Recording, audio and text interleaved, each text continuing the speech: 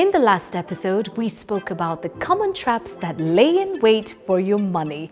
They literally suck the very life out of your pocket and leave you asking, where does my money go? We continue that conversation in part 2 with Passion to Profit's Frida Owinga, and this time round, we take a special focus on the entrepreneur and your money next.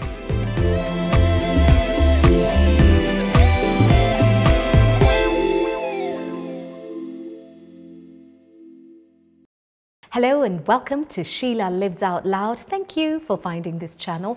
As always, click subscribe and hit notifications so you don't miss an episode when we upload. Continuing with the conversation, we are at the Westwood Hotel in sunny Nairobi, Kenya. Joining us for this conversation is Frida Owinga from Passion to Profit. It's all about checking your money and knowing where it goes. Part 1 was about establishing your personal finance and where your money goes. Part 2 is about entrepreneurs and money, because that is always a tricky deal. Thank you for being here, Frida. Thank you for having me. Let us jump into the cardinal sins of the entrepreneur and money, because we come in here hoping to make money. That's right. But for many, you come in here to spend money. But money is for spending, Sheila. Yeah, but it's so much nicer when it's on you, not you spending it.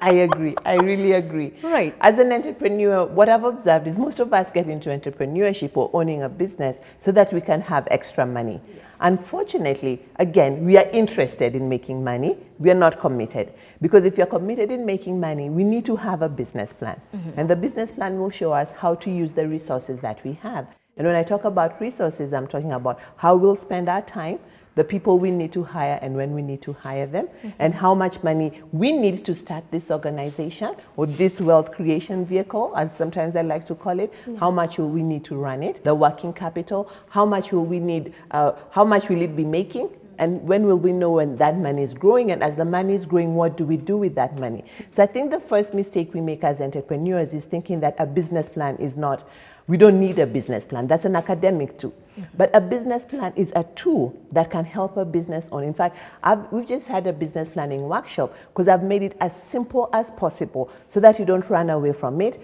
So you don't just make it when you need an investor, because this is what guides you in your business. This is how you know. Business Bible. Really? Yeah, one of our facilitators says it's your business Bible. I call it, it's your to-do list. It's what will guide. It's your roadmap. So without that, you're guessing. Because oftentimes people come and ask me, when do I hire?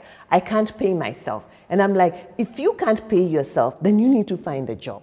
You shouldn't be working for free, mm-hmm. or you should go and volunteer. It doesn't make sense. So the beginning of our problems as entrepreneurs is the mindset that we go into the business with. Thinking it's okay to go for months without pay, thinking it's okay to do all the work by yourself because you don't know how to apportion the money. So the key thing, as we did in the first episode of this series, is knowing what is your money personality. Because your money personality will support your wealth creation strategies or sabotage your wealth creation strategies. So the first thing an entrepreneur needs to audit is him or herself. Know who you are, know what you want, and what are you going to do about it. And your business plan can help you do that. In talking about knowing your personality and knowing what your business is supposed to do, in the interaction that you've had with many business owners, I'm sure you've got a few key avenues and channels that you've noticed over the years where all entrepreneurs fail, and it's not really fail, but it's the one gateway that you're not, yeah, you can do a lot better because you hemorrhage a lot of money in these avenues and you're not paying attention to them, maybe because you don't even know any better, or you're simply not even aware that you should be looking at these. Yeah. So what are these channels that entrepreneurs especially should be keen to focus on? Yes. And check? Number one is the business plan. That's the tool that is like your dashboard. The second thing is separating your money, understanding that your business is a separate entity from you. A lot of times entrepreneurs take payments in cash. A lot of times they take a payment by M-Pesa, mobile money, and it comes to their phone. Safaricom now, you can have a till number, you can have a pay bill number, and it can be connected to your account. You need to have an account with your business name so that when somebody wants to pay you, it goes to your business because it's not your money. So I say, people say Kenyans are corrupt, entrepreneurs are corrupt because we're stealing our own money. Right, right. Because when somebody pays you and it goes to your phone, and you know somebody asks for milk at home and you use that to buy milk from the kiosk, you're stealing, Sheila. Right. Not you, but this person doing that. But that is what it is. Yeah. So the important thing is you need to have a budget to know how much you need to how much you get as a salary, how much is needed to take care of the business. And I find that many of them find that a very hard conversation. Some even try to convince me that, Frida, this business is small. I still can't pay myself.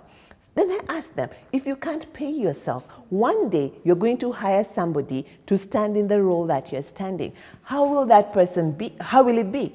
Will that person come in for free?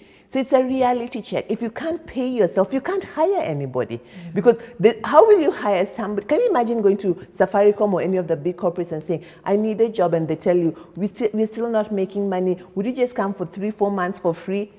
Heck no. It does not work like that. So we need a paradigm shift to understand that if you're getting into business to create wealth, you need to follow the process, or you're not going to experience that wealth. And part of the process is having that tool, the business plan. The next thing, your business is registered. If people want to pay you, they're paying you through the business. And because you have a budget, when the money comes through the business, you know the things that you need to pay. You have a salary, so you're not dipping and dabbing into that account. Because this can also get you in trouble with the taxman, which is a story for another day. That is definitely a few chapters for another day. But again, as an entrepreneur, you know, businesses have different needs at different times. There's all kinds of things that you've got to worry about. You're looking at hiring, you're looking at marketing, you're looking at so many different things, and each one of them is asking for finance. Yeah. So when it comes to, you know, dividing the money for your operation, what are the healthy portions? Because we've looked at the personal side of things and said X amount, X percent is okay for this, that percent for this. Is there a similar amount for businesses? I'll be cautious to give the percentages, Sheila, because different businesses are at very different stages and have different needs, just like you said earlier. What we recommend at PassionProfit now, when you come to us, you're starting or you're stuck, we must help you get a business plan. And we don't want entrepreneurs to be scared about a business plan. It's a roadmap, and it's a roadmap that will help them to answer these questions. Because based on what you want to sell, what is the problem you're solving, based on the client that you'll have, based on the current market, situation, then we can, and based on how much money you have to start or you don't have, all these factors will come into play, and then we can determine what percent goes where. But the key thing, the business plan will help you see what resources do you need to start. How will the resources be coming in, and how will they be managed? At what point do you need to start paying somebody else? And with the business plan, you will know from day one, you need X amount to start this business, so you will hold and save for that money, find that money before you start. Because starting without it is what is hurting most of us. Starting without it, because when you start and you're thinking, I'm going to sell this, I'm going to sell this, I'm going to sell this, and they're going to pay me, what if they don't pay you? Then you start getting frustrated, putting people on buyers beware, and all that kind of frustration. You don't need that stress. You need to know that the first 12 to 18 months, you may not get money.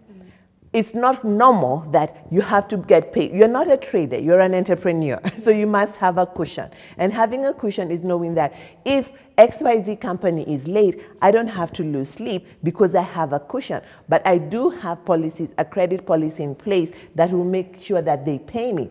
But we do things all jumbled up. There's no credit policy in place. You've given somebody a service, they've given you a check, and a post-dated check. By the way, a post-dated check is not a payment. Because on the very day before the date comes, somebody's going to call you. What are you going to do?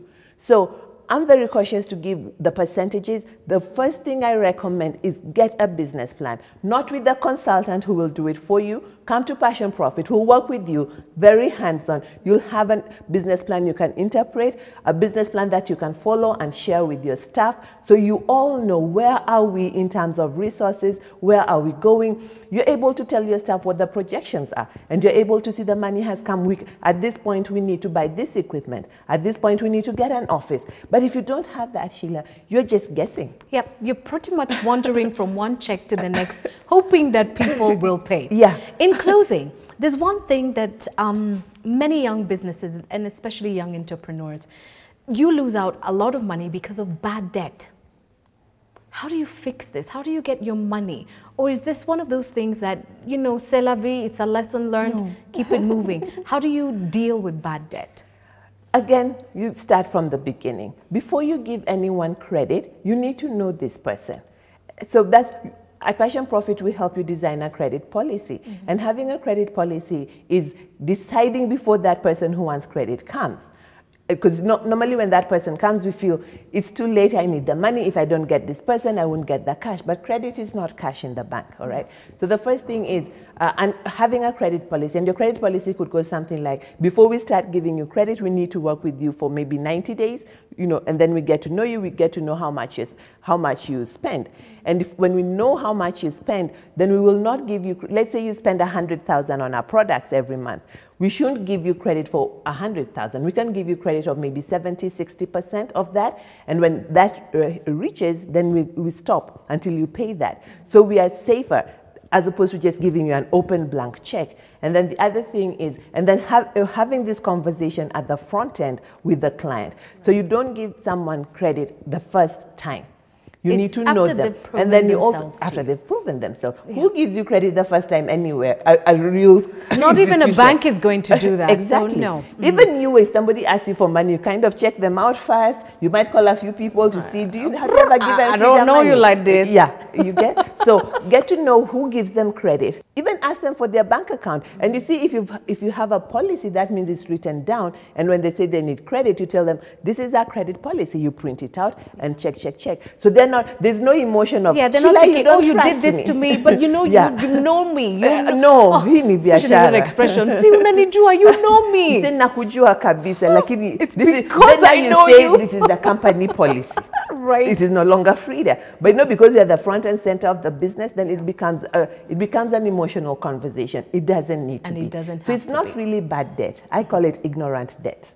Well, Teacher Frida, we can talk and I'm talk about. No, it needs to be said at some point. Because I want businesses to thrive. I really want to help people to build thriving businesses. And speaking of thriving businesses, you've got something coming up for entrepreneurs. That's right. Absolutely. On February the 22nd and 23rd, we have personal and business finance strategies for entrepreneurs. All you need to know about managing your money so that you can create lasting wealth. It's going to be a 2-day event at the Park Inn by Radisson in Westlands, and it's just 27,500 shillings. All you need to do is pay your 5,000 to book your spot, because we have very limited spots. It's a very hands-on class, but you'll get to know what is your money personality, all the things you need to do personally, because if you're not handling your money right, personally, as an individual, thank you. You will if carry you're going to those transfer same that to the principles business. forward. Absolutely. All right. So on February 22nd and 23rd at Park Inn Radisson, personal and business finance, all you need to know to make money as an entrepreneur. This is the year of abundance and such like things.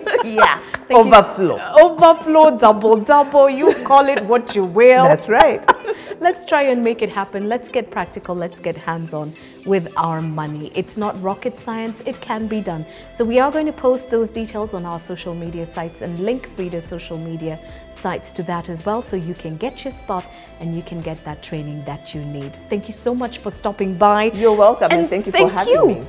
Anytime. And thank you too for watching this. Remember to click subscribe and hit notifications. We are signing off from the Westwood Hotel. Looking forward to catching up with you in the next episode. But until then, it's live out loud and hang on to your money. That's right. Make some too while you're at it.